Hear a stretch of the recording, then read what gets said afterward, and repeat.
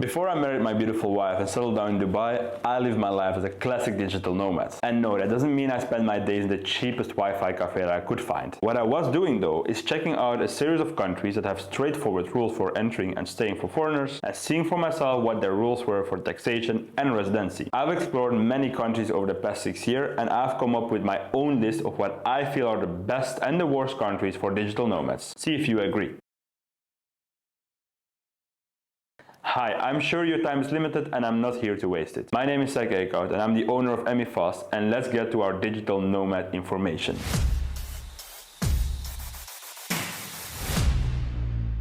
The first two countries I want to tell you about are Singapore and Japan. Both are similar in that they are rapidly developing countries, business and technology friendly, and you can get whatever kind of experience you want in either of those places, from Disneyland and global mass market stores to fancy restaurants and outlet shops. However, the cost of living, taxes and residency options for digital nomads are very different between those two. When it comes to Singapore, they don't tax you as much as Japan. You're exempt from any foreign sourced income you make. In fact, you will be only taxed on income earned in Singapore, and depending on the size of your income, you might be able to make that number near to zero. And what's interesting is that Japan has actually announced its own digital nomad visa last month, but it's not that easy to qualify. To qualify for the visa, your annual income needs to be minimal 55,000 euro or 66,000 USD. That might knock out already a few of the nomads. Now in Singapore, there is no such thing as digital nomad visa yet. In fact, countries like the US, Canada and Australia can stay up to 90 days without a visa. And if you need to extend that time in Singapore, you can do it for an additional fee. Now let's move away from Asia. Let's talk about lifestyles and environments that are more familiar to Europeans. I know there is nothing better than sitting on a veranda, sipping wine, eating pasta somewhere in Rome, Paris or Madrid. If only you could stay in a place like that for longer than 2 weeks as a tourist, and if only your 3-course meal would cost less than $150. Luckily, I have another option for you that just might work. You might just consider Tbilisi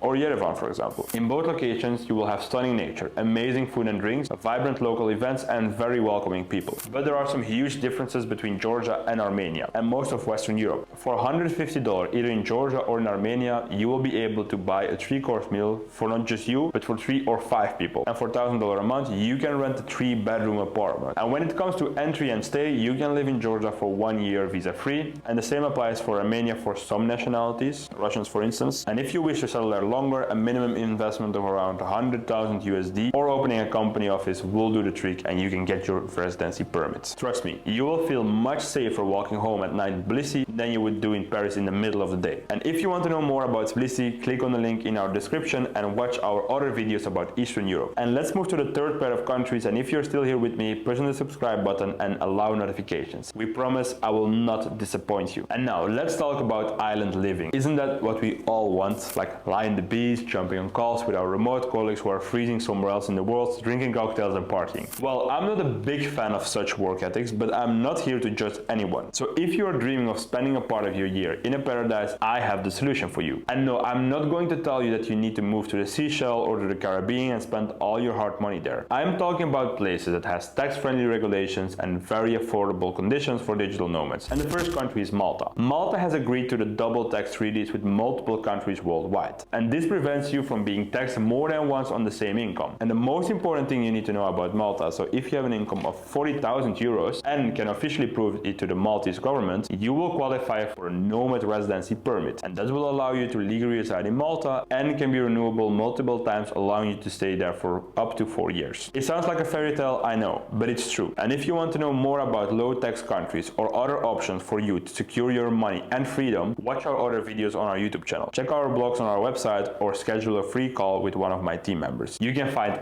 all the links in our descriptions.